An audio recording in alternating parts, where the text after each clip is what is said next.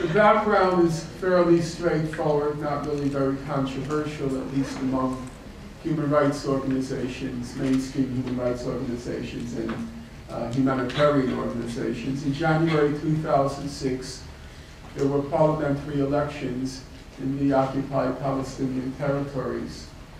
Unexpectedly, Hamas, the Islamic movement, it emerged victorious.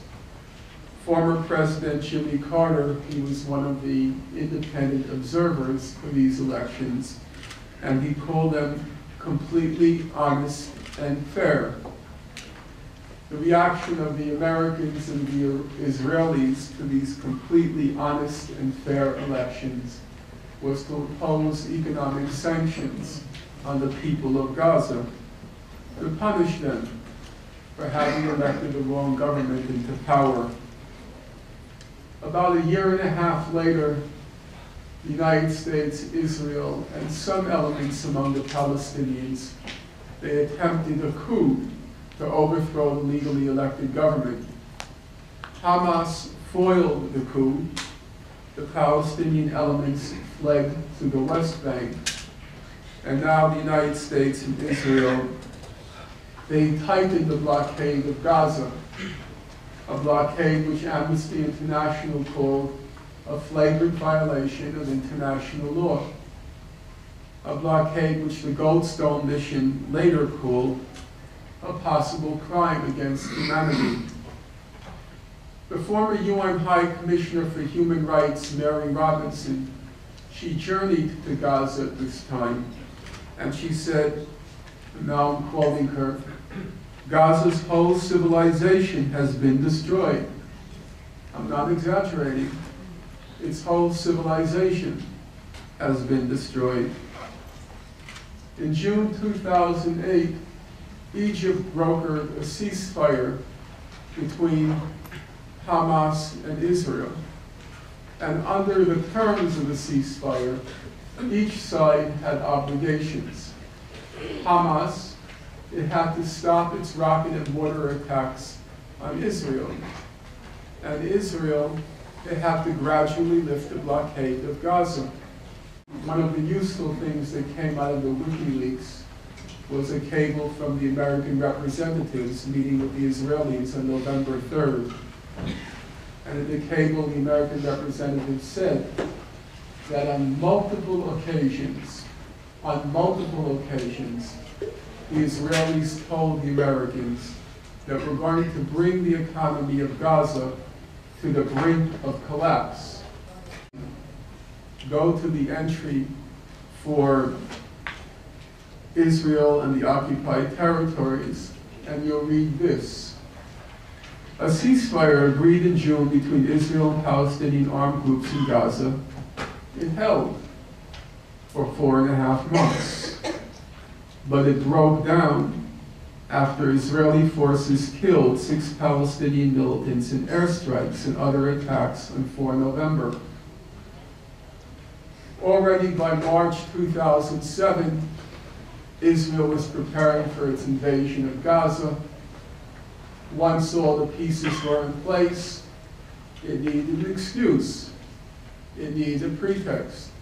It needed an alibi. And so it patiently waited.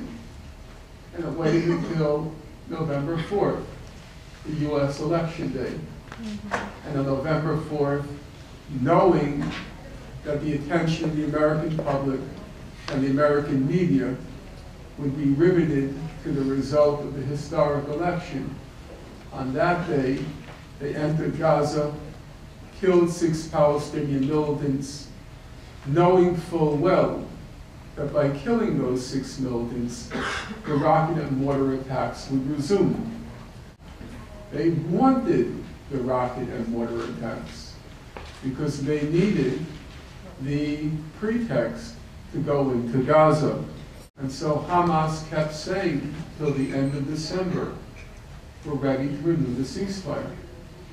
We want to renew the ceasefire. But Israel has to meet its obligation under the terms of the ceasefire. It has to gradually lift the blockade of Gaza. Israel said no. And now the people of Gaza, Hamas, they were confronted with two stark options.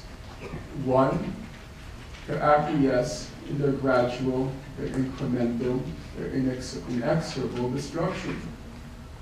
Or two, to resist. Hamas chose to resist, although it must be said that the resistance was largely symbolic.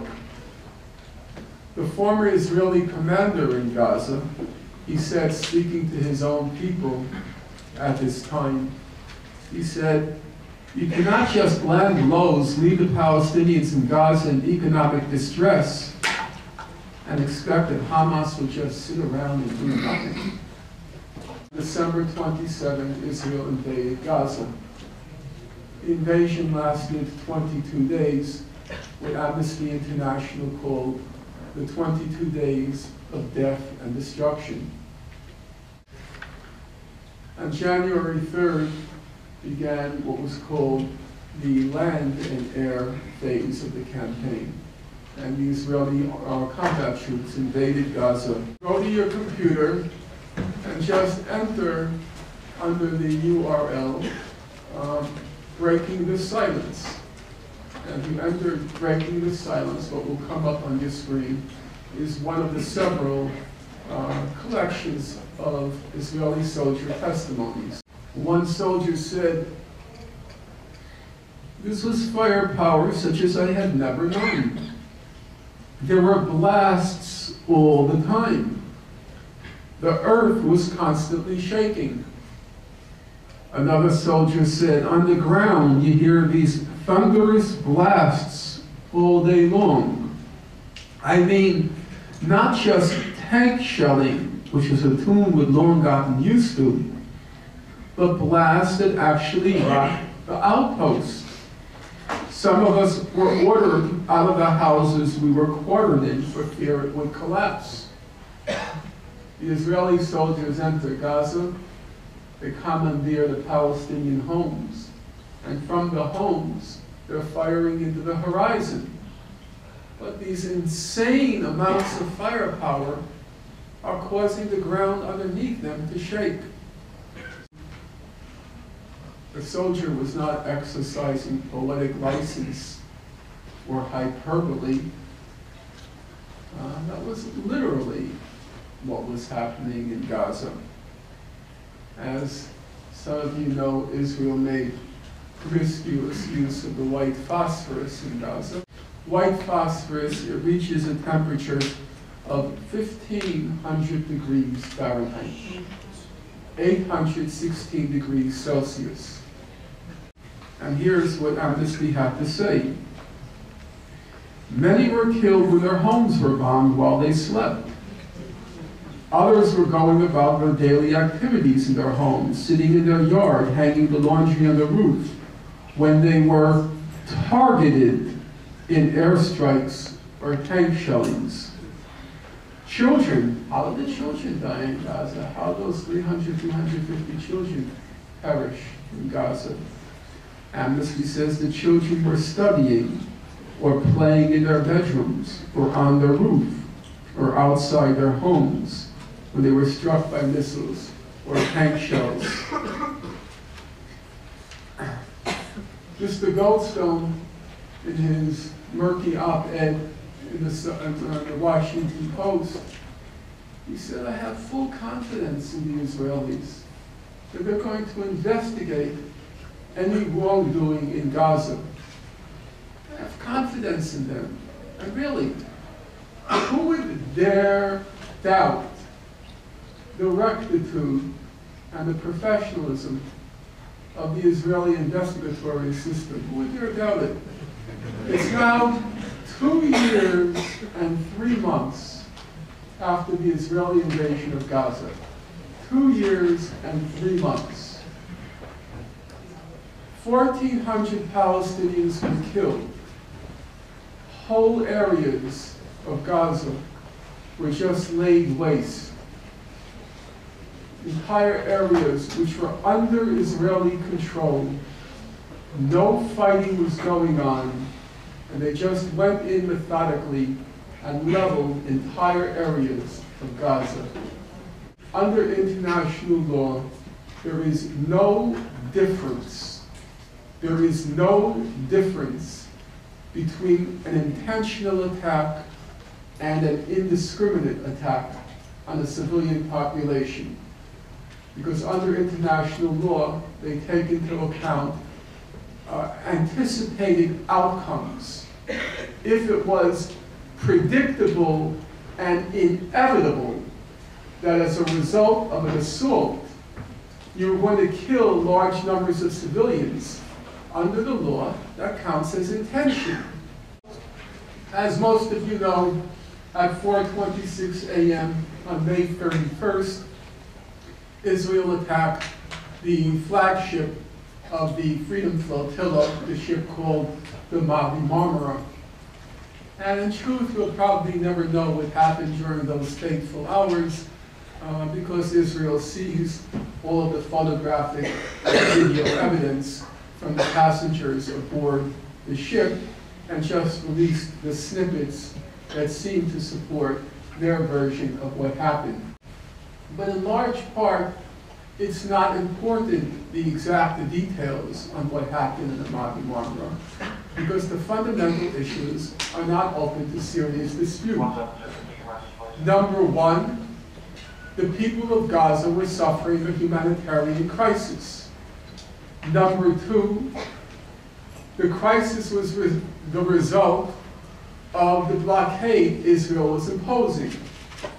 Number three, Israel was intentionally imposing a blockade causing a humanitarian crisis in Gaza, which means, number four, Israel was engaged in collective punishment, which means, number five, under international law, collective punishment is illegal, which means, number six, Israel had no right to use armed force to enforce an illegal blockade. The Human Rights Commission, it found that in the initial Israeli assault on the Mavi Marmara, they used stun grenades, tear gas, and maybe plastic bullets. When they were repelled by the passengers on the boat, they came in about 5 minutes later with helicopters, and according to the Human Rights Commission, they were using live ammunition before any Israeli commando hit the deck of the Mavi Marmara. By the end of the Israeli assault, 9 passengers were dead. 5 of them were shot in the head. That, by the way, is confirmed by Israel. 6 of them, 5 of them were shot in the head. All of them except 1 suffered multiple bullet shots. 6 of the 9, according to the UN Commission, were victims of summary, arbitrary, and extrajudicial executions, which is to say 6 of the 9 were just murdered in cold blood. Do you want to defend dropping white phosphorus on hospitals? Do you want to defend sending the kids to bed hungry at night? If you don't want to defend that, if you're ready to be reasonable, then there is room for everyone at that rendezvous of victory. We want to achieve that lasting peace. It's going to have to be all of us together. And actually, just a few days ago, at your neighboring college, the University of Pennsylvania, some Arab and Jewish students, they came together. They were appalled by some comments that were made by visiting lecturer David Horowitz. And they put together a very good statement. It was young people, Jewish, Muslim, Arab, and they say, no, we don't want that kind of stuff for our generation. We really don't. I'm hopeful, and I hope I'll see all of you at that rendezvous of victory. Thank you.